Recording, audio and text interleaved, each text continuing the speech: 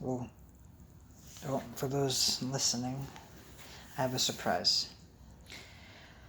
I'm going to present in its entirety something that I consider very much complete and whole, that's untainted and pure, modest, like a fine wine.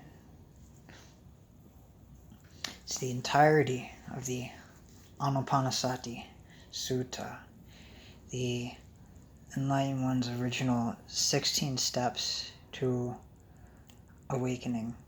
The Anapana is the mindfulness of breathing. And what this entails, to keep it pure, is everything that is not related to this has to be put aside.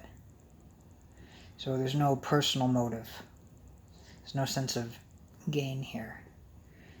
But the establishment in this day and age of a collective community that can actually practice together at the same time.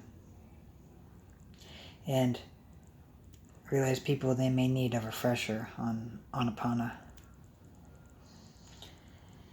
So, next project that I'm going to be working on is to present it in its entirety, in a pure form. And then now, offering and holding the space for sits. Short sits, which to you may not be short. It may be very painful, but it's an hour and 15 minutes. To take a seat, a posture called an adishtan. And then once a month on the full moon, the lunar fortnight, do a long sit, 2 hours and 30 minutes. And when you've trained your capacity to be able to sit for an extended period of time, observing with equal mind both pain and discomfort, pleasure, whatever comes up, you can move through these gradual steps. I know some of you, especially in the West, are not accustomed to this. Maybe if you were in India and you're used to squatting and sitting everywhere, this may be a piece of cake for you. But for the rest of you, just know that in the Satipatthana, there's 4 recommendations on how one can traverse that if you can't hold a straight spine. And you can sit, that's 1. You can lay down, that's 2. You can stand, and you can do a walking meditation. This is very traditional. But those other meditations are to train you to eventually sit.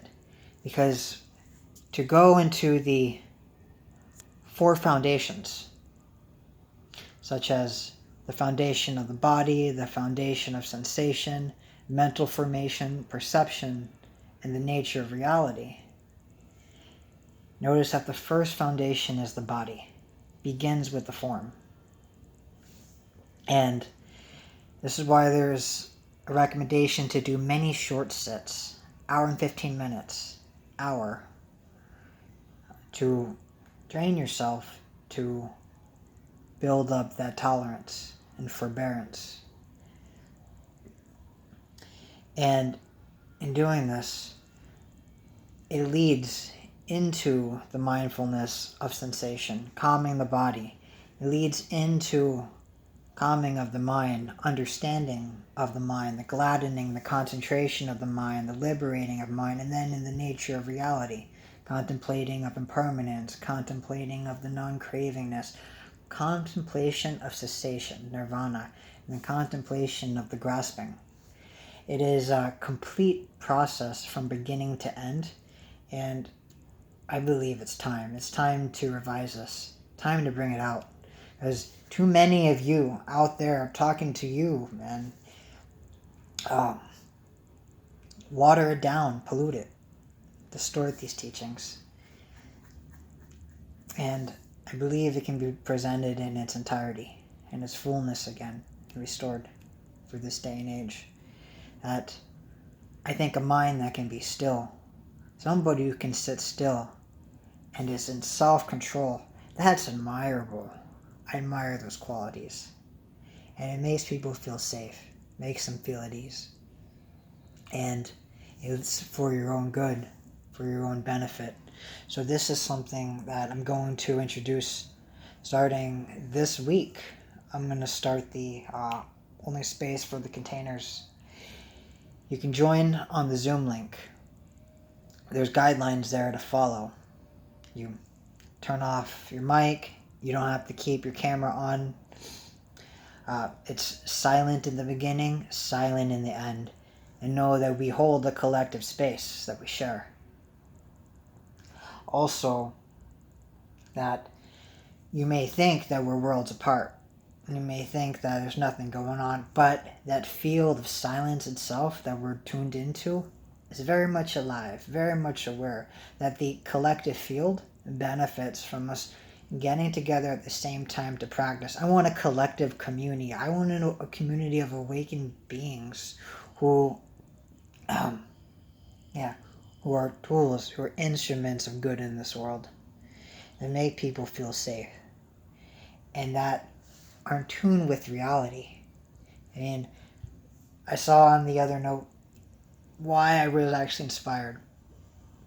I saw on Facebook they came out with they're introducing the metaverse. They changed their name to Meta. And I said pretty soon you'll be able to work in the virtual world. And I had my good friend and brother Danny. He's like, hey man, you can invest in these NFTs, this currency online, so that you can work in the virtual world.